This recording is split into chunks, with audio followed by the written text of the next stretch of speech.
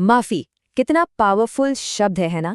लेकिन जब यही माफी झूठी हो तो ये एक हथियार बन सकती है।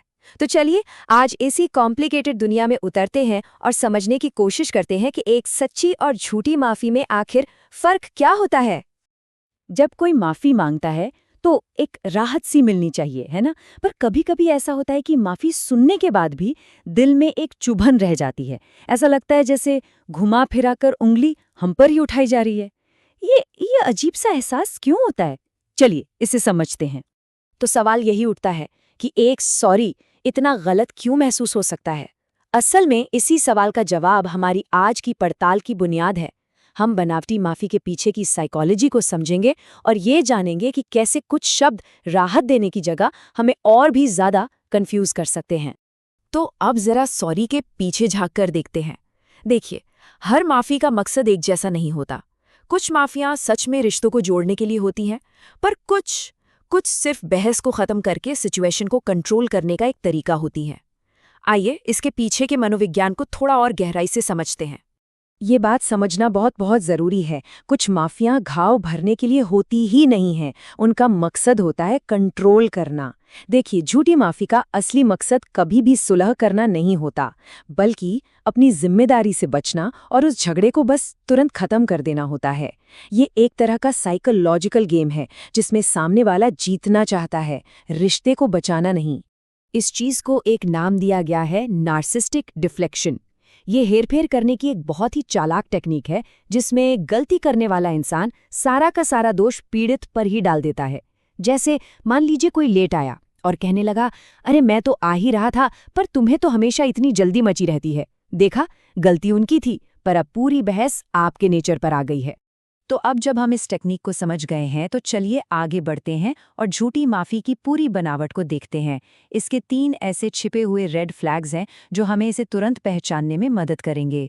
ये है वो 3 खतरे के संकेत। पहली है तुम्हें ऐसा लगता है वाली माफी, दूसरी है लेकिन वाली माफी, और तीसरी अगर वाली माफी।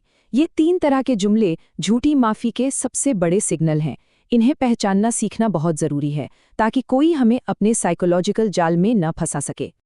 तो सबसे पहले बात करते हैं तुम्हें ऐसा लगता है वाली माफी की। यहाँ देखिए कितनी चालाकी से कहा जाता है, मुझे खेद है कि तुम्हें ऐसा लगा। इसका असली मतलब क्या है? इसका मतलब है तुम्हारी फीलिंग्स प्रॉब्लम है, मेरे काम नहीं।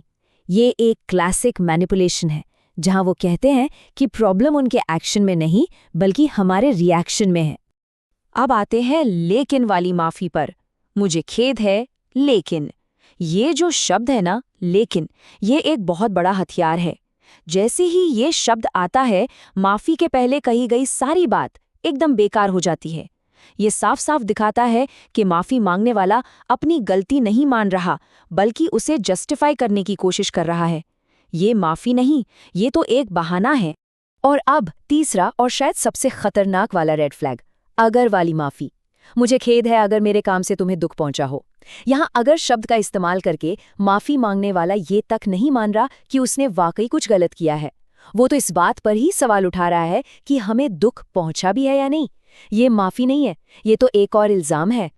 तो अब जब हमने इस पूरी प्रॉब्लम को परत दर परत समझ लिया है, तो चलिए अब समाधान की तरफ बढ़ते हैं। सवाल ये है कि एक सच्ची माफी आखिर दिखती कैसी है और हमें शब्दों के बजाय असल में क्या खोजना चाहिए। ये लाइन बहुत गहरी है। शब्द एक औजार हो सकते हैं, लेकिन व्यवहार ही असली सबूत है। शब्दों पर भरोसा करना बहुत आसान होता है, पर असली सच्चाई तो किसी के काम में, उसके व्यवहार में छुपी होती है। एक सच्ची माफी सिर्फ कहीं नहीं जाती, वो कर्मों में दिखती भी है। तो एक सच्ची माफी के 3 जरूरी हिस्से होते हैं। ये एक प्रोसेस की तरह है। स्टेप 1, ये मानना कि उन्होंने एक कॉन्क्रीट तौर पर क्या गलत किया है। स्टेप 2, उस गलती के लिए ईमानदारी से पछतावा दिखाना। और स्टेप 3, ये वादा करना कि वो अपने व्यवहार को बदलेंगे और ऐसा दोबारा नहीं करेंगे। और एक बात याद रखिएगा, इन तीनों में से जो सबसे जरूरी चीज है वो है व्यवहार में बदलाव। ये सच्ची माफी का सबसे बड़ा और कह सकते हैं कि एकमात्र ठोस सबूत है। इसके बिना कहे गए सारे शब्द बिल्कुल खोखले हैं। तो असली परीक्षा क्या है? हमने जो कुछ भी अब तक सीखा है, उस जानकारी का इस्तेमाल असल जिंदगी में कैसे किया जा सकता है। चलिए अब अंतिम और सबसे जरूरी बात पर आते हैं। ये एक बहुत बड़ा फर्क है। झूठी माफी का मकसद होता है जल्दी से उस बातचीत को, उस बहस को खत्म कर देना। लेकिन एक सच्ची माफी का मकसद बातचीत को बंद करना नहीं होता, बल्कि टूटे हुए भरोसे को फिर से बनाने की कोशिश करना होता है। ये एक पुल बनाती है, दीवार नहीं। तो अगली बार जब कोई माफी मांगे तो हमारा लक्ष्य सिर्फ सॉरी सुनना नहीं होना चाहिए, बल्कि बदलाव देखना होना चाहिए। क्या होगा अगर हम इसी नजरिए से देखें?